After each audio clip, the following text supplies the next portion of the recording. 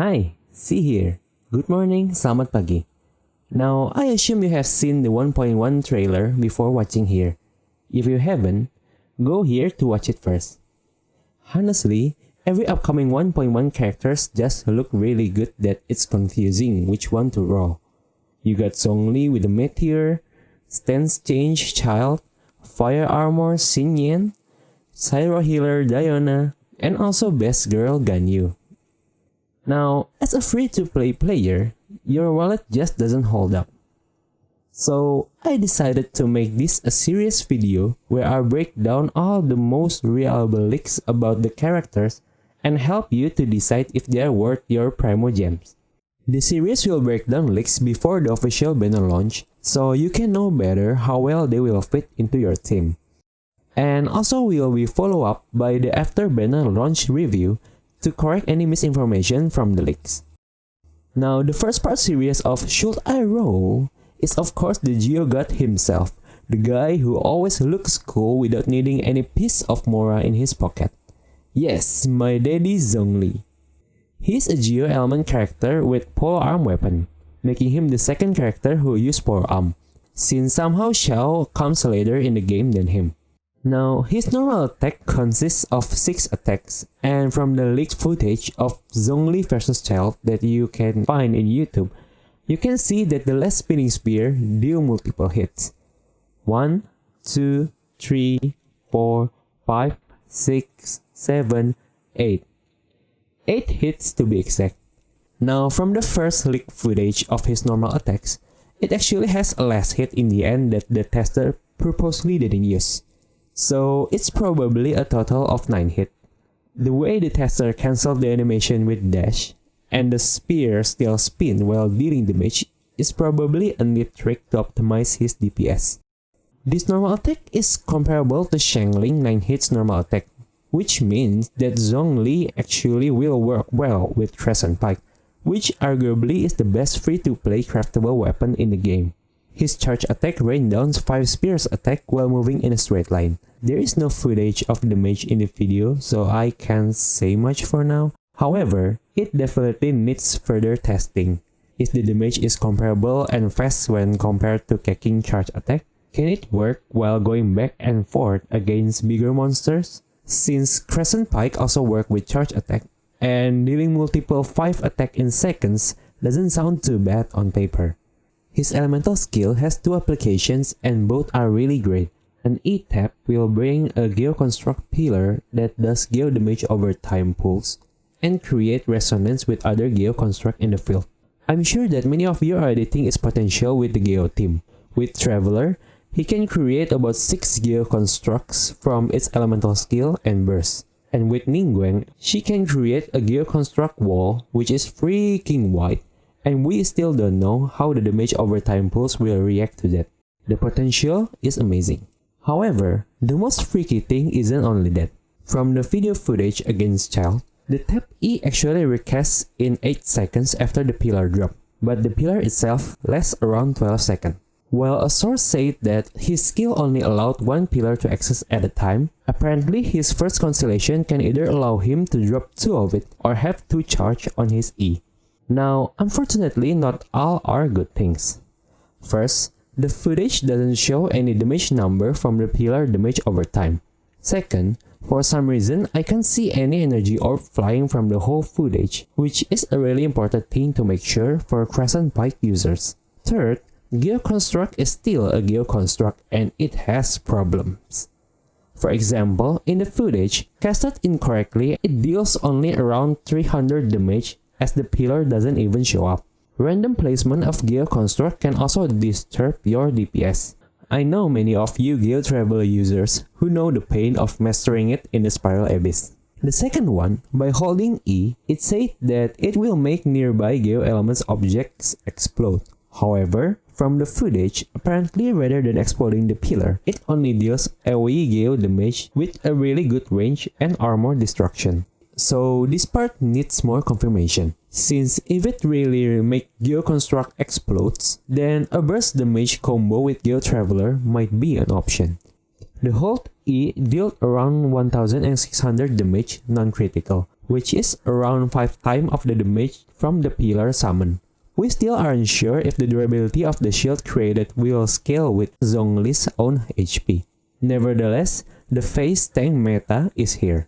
About the cooldown, the fastest recast that I have seen from the footage is actually around 13 seconds before he got hit by the whale. And 13 seconds is really amazing compared to Noel's 24 seconds shield. Not to mention that the shield also similarly carries on to the next party member, so it's really valuable. His burst skill is the MVP. A huge meteor AoE geo damage with 5-second petrifications and 20% extra physical and geo damage on top of that crazy damage, 12-second cooldown and 40 energy cost. It's crazy, man. Zhongli has everything it takes to build a one-man army. And if you pair him with Ningguang, you have yourself a boss killer. I don't even think Geo resistance is a thing now, since Geo monsters are also weak to Geo itself. But honestly, it sounds too good to be true. So let's just take it with a grain of salt for now.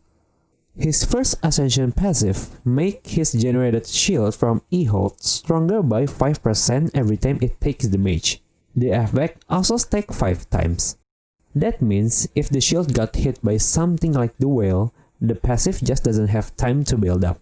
Now, if you know about Beidou counter mechanic, which can proc with self-inflicting fire, it's probably interesting to try it also on Zhong's shield, so it can proc the fire damage to make the shield stronger without breaking it. His second Ascension passive further increases his Q burst by 20% of his max HP.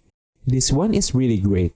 Since some of you will probably choose to stack HP percent substat in artifacts for his shield anyway, an option to increase damage based on HP is amazing.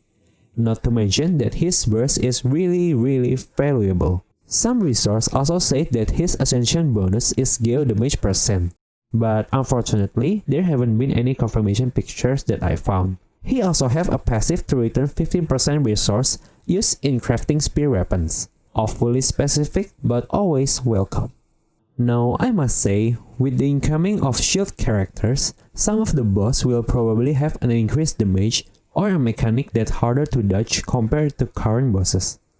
And some of the future 5-star weapons and available gear artifacts also support shield mechanics really well. There are 5 new 5-star weapons that have been leaked, and 3 have pictures: a spear, a claymore, and a catalyst, which are all related to shield mechanics. Now, do the weapons seem familiar? All of the weapons have same description, which has an attack percent main stat and an increased shield strength by 20%. For 8 seconds after landing a hit, it increases attack by 4% and can stack 5 times with a 0.3 seconds cooldown. In addition, when protected by a shield, increase above attack buff effect by 100%. That means that in full stack with shield, it will increase 40% attack. A fellow 5-star spear, Primordial Jade, which has a crit rate main stat and an increase around 22% attack with 12% bonus damage, are also really good options depending on your playstyle. Honestly though, as a free-to-play player, there's almost no chance to get even one. So, for the available 5-star spear, I see both Crescent Pike and Deathmatch Battle Pass weapon to be a really good choice. Deathmatch has a pretty good effect and a crit rate main stat, which is really good for general use. However, Crescent Pike is a class 44 attack weapon and should have around 50 more base attack than Deathmatch on level 90 upgrade. Combined with its overpowered effect and availability in Smith, I would probably choose Crescent Pike for main DPS physical attack Zhongli. On artifacts, Zhongli can comfortably use Gladiator set for the attack percent and 30% bonus damage. But if there is a specially made artifact for him, then it's both of the Geo artifacts domain. First, Archaic Petra, to set 15% Geo damage bonus and for set 35% bonus to elemental damage upon obtaining related Geo crystal from reaction. This set actually makes him available as a DPS support. His shield can help squishy characters like Lee, who has amazing damage, to survive longer on the field. Not to mention that the Meteor Petrify is always a good thing. Second, Retracing Bolide. 2 set for 35% shield effectiveness, and 4 set for 40% bonus normal and charge attack damage. As unlike with Noel, Zhong can actually keep 100% uptime of his shield. This actually is really good and potentially better than Gladiator, since it can reduce your time for healing and dodging for DPS. Now, for those who dare to dream, here is some information about his constellation. Constellation 1, he can create 2 Geo construct instead of 1. Unfortunately, it's unknown if it means 2 charge on your E or you can just drop 2 pillars on the field. Constellation 2, he can give nearby characters shields when near his Geo construct. This one is also really good in co-op and enable you to get shield without have to hold E. So I'm not sure if it's really true or not, since it sounds too good to be true.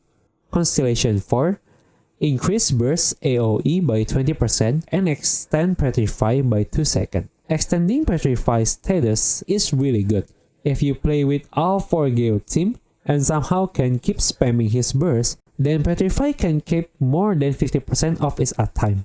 And you can also keep looking at his animation, which is really cool. His Constellation 6, while shields are in effect, 40% damage is converted to restoration. Recovery does not exceed more than 8% of the character max health. So after all the kit that Zhong already have, his Constellation 6 actually give him a self-sustaining skill, so he doesn't even need a healer anymore at the party. His Constellation 3 and 5 is probably plus 3 skill level on his elemental skill and burst, but there is no resource on this. After all that information, my conclusion is he is a general on the field. Same as Xiao, Zhong work as one-man DPS army, but can also bring a lot to the party with his shield, Petrify, and elemental damage boost support. His Geo element make him kinda hard to fit with Anemo support. However, with pure physical damage, he can fit well to a superconduct team. A lot of Geo teammates can also make him abuse his Meteor Burst, and you can also put him on an elemental team if you want to make him a shield and Petrify support with 30% damage bonus on specific elemental damage. Another interesting team that I can think of is a freeze team, which Geo damage can help proc the shatter effect and make the enemy barely move with constant freeze and Petrify. However, since shatter damage is apparently based on elemental mastery, I'm still not sure how to make this team work. Now, disclaimer, some numbers might still change here and there before the official launch. Nevertheless, the gameplay of Zhong itself won't change much, and you can see if your team can fit his gameplay or not. So I hope this video can help you in your decision in rolling gacha. If you like this video, help support me and my 0 subscriber so I can keep making content like this again. This video is made possible by information from beta testers who helped to satisfy our curiosity, Reddit user Megahill, Twitter user Zenith, and article written by Nippon Hashi team. Thank you for watching and have a great day.